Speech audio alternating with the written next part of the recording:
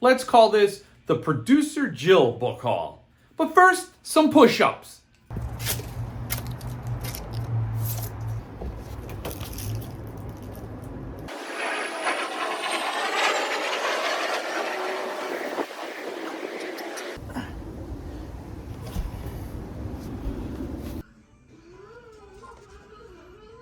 Hey friends, welcome back to the channel.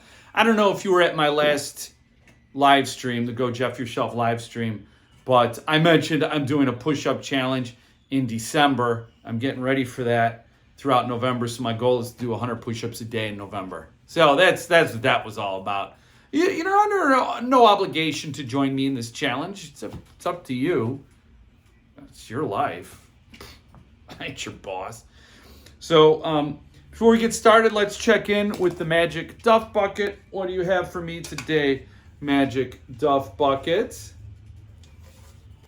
Yes, some coffee. Some fresh brewed coffee with my skull spoon. Skull spoon. Just felt like having coffee. I drink coffee, water, and stouts. That's it. So, why do I call this the Producer Jill Book Haul? Well, the last book haul video I did, I showed the shelves, and there's a reason I show the shelves. It's because if you're viewing at home and you could see titles that maybe I don't get lit up about, I don't want them, but maybe you would. Well, it turns out I was going by the shelf, and Producer Jill's like, whoa, what's that? I'm like, what's what? She said that. She pointed to a book. I'm like, what book? She's like, that book. And so I had to run back out and get that book. This book. The Isaac Asimov Foundation and Earth. Apparently, this is something that Jill's read Isaac Asimov and Piers Anthony and so on and so forth. So this was for Producer Jill. And it's in okay shape. It's price clipped. And the book itself is in decent shape. The dust jacket's doing its duty, man. It's doing its protective duty, and it's fighting the good fight. But since I was out, I decided to go to other places. Why don't you check those places out? I'll be right here when you get back.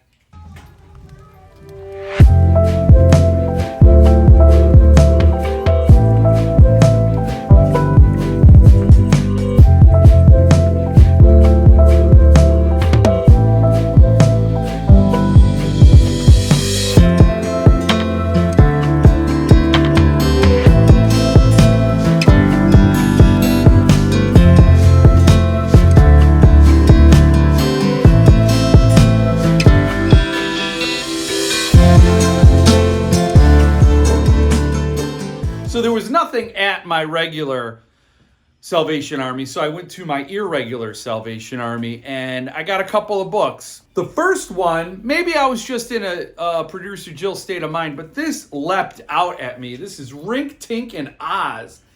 And what's really cool about this book, it's not obviously a first edition or anything super authentic, but when you look at the details and the paper quality and the way the illustrations and art are printed, there's a lot to love about this edition. It's very intentional. Obviously, it looks like the publisher put a lot of effort into it. And then when I read the dust jacket flap copy, it talks about this publisher trying to restore every aspect of the edition when it was first published in 1916. And they did. They really paid attention to this book and tried to recreate all those wonderful details. Some jackass put a sticker there. I don't know. The paper quality is great. The page design, everything is beautiful. I had to get it. I just had to grab it. It looks like Baphomet. So I did. And I'm really thrilled. I don't know. I'm just giddy. This just seems like such a fun thing. And I would love to get the other books. Apparently they did all the Oz books. So Really cool edition, and it's by Charles Winthrop and Sons. Cool, very cool. So I got it at the thrift shop, And then at that same Salvation Army, for reasons known to nobody, not even me, I picked this up. I don't know why I was thinking this was Carmilla, that vampire story that predates Bram Stoker's Dracula by 26 years. Carmilla by Lefano? I don't know. I forget the author's name. I don't know why I thought this was that book. Rebecca by Daphne du Maurier. I don't know why. And then I had this Netflix thing. I bought it and I took it home, and it was after I got home I realized I don't know what I bought. I just bought it. It looks like it's a good book. It's got good reviews on Goodreads. I'm at a loss. I don't know if this will ever be on my TBR. Maybe you guys can bump it on my TBR. I don't know. So that was at my irregular Salvation Army, but I didn't stop there. I took a trip to Half Price Books, just to see what I could see. So why don't you see it with me? Here is the candy case with all the candy in it. Some very cool books in this selected case. I'm always tempted when I see a hardcover Shining. And then look, it's Dune. Almost like they knew there's a big fuss about Dune right now. Lots of good stuff. That price-clipped stand is still back there. Tempting me, of course. Will I resist? I mean, that's always fun. When I go in and I see that case with all those King books behind glass, it's like going to my own private library zoo where I get to look at the animals behind glass and go, ooh, Pet Sematary. Hope they're feeding you well. It's always fun. They don't let you handle them. And I kind of still want to get that copy of The Stand, that price-clipped first edition. I don't remember what printing it was. I don't think it was a first. But I don't have the abridged version of The Stand, which is the first one I read. It'd be kind of cool to have it. So I might break down and grab it, or I may not. I'm fickle. It's my prerogative. But what did I get there? Well, you know me, I make my routes. I look for David Wong, John Langan, Blake Crouch. So I make a circuit, and then I also look at the McCarthy McCabe section. It's very easy. They're right next to each other, so I could be as lazy as I want. So I usually go over there, even though I have all the McCabes I want. I don't think there's never any McCabes there, except for Dead School. But there were plenty of McCarthys this time, and I got 4. First thing I'm going to show you is the Border Trilogy. Volume 1 of the Border Trilogy, All the Pretty Horses. I didn't notice until I got home. I do a lot of noticing when I get home. This has like a little, somebody put a sticker there. It looks like garbage. That pisses me off. But the book itself is in such nice shape. Just good, tight, just good shape. All around, nice white pages, nice stuff. So I'm happy, and it's a first edition, first printing. Then, of course, The Crossing. This is in also great shape. The book's a little more worn, and then some jackass had a write in it. I don't like it. I don't like it when people do that. Don't write in your books. Although I did trace Stephen King's signature on my copy of the Tommyknockers when I was a kid. I got it, and there's a embossed signature, Stephen King signature, and I traced it. It's like somebody, I was a kid fanning out, oh, one day I'll be Stephen King.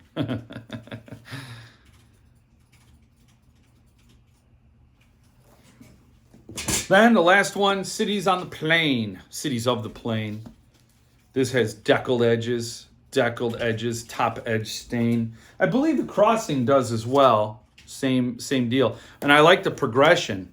It's like pink top edge stain and then red, like it's getting bloodier. I know nothing of these books, only that I need to boost my Cormac McCarthy intake to have a healthy diet. And this is also, same jackass wrote in it, so the same jackass dumped these books at Half Price Books. That was a long pause. So, and I believe these are all first editions. I thought I did my due diligence, and so that was that. But the trilogy and this complete trilogy in hardcover, thrilled as I was, wasn't what drew my eye to the McCarthy section. What called to me was this, No Country for Old Men. I really wanted to read this. I did see the Coen Brothers movie with Javier Bardem, and I when I saw this, I'm like, I'm buying that. And then I just lingered there, and I'm like, oh, they have the entire Border trilogy. So yeah, let's do that too. Let's just do it up. All these books, and I got one more book for $42. I mean, yeah, I believe it's a first edition as well. So there you go. In great shape. Very happy the shape it's in. 4 McCarthys. And one other book. And this will round out why this is Producer Jill's book haul. If you were on my live stream last Monday, not only did you hear about the push-up challenge, but you heard a little bit of a mama-daddy fight about Insomnia. We used to have the other color scheme of this dust jacket, and it looks cool next to each other on the shelf. Producer Jill never noticed until I pointed it out to her like an idiot. It's like giving someone a bullet to use on you. Here you go. And I had to fix that. I had to fix it. I went back and I reviewed all my past book hauls when I was at Half Price Books. And none of those other videos had an Insomnia, let alone the right color scheme Insomnia dust jacket. And I'm like, this is futile. Futile, I tell you. But I went anyway. I was going to the Costco, and it was on the way. And you don't need to know those details, but I tell you anyway. And the minutes roll by. And I went there, and lo and behold, I got Insomnia. Stephen King, and it's the right, I call this the red Insomnia, because on my shelf here is the white Insomnia. You see how that was necessary? You see how that was necessary? This had to happen. Producer Jill was 100% right, like she is 100% of the time. And I had to make amends. I had to go and get that. And boy, was I wooing it. Whoo! When they had that. And so I could grab it and have that just to show that on the shelf, tucked away, real nice like. So that's the book haul. That's the Producer Jill book haul. I made amends. I got Isaac Asimov. I got that Rink-a-Tink and Oz because I was thinking of Producer Jill. And then I got the Insomnia. And then it was like a Producer Jill sandwich because in the middle was all Jeff meat. And I just realized how bad that sounds.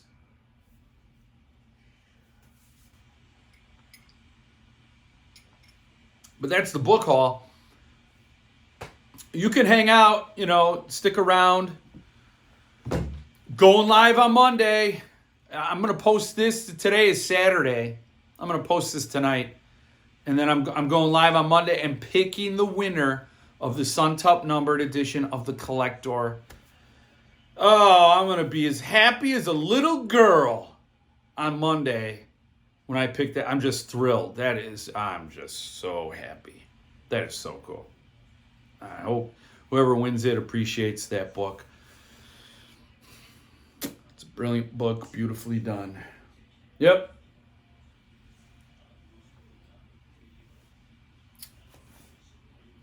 I'm missing the Bears game to do the drawing.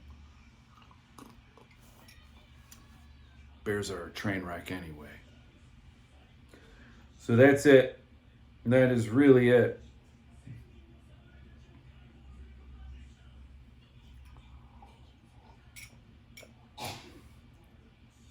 Stay frosty.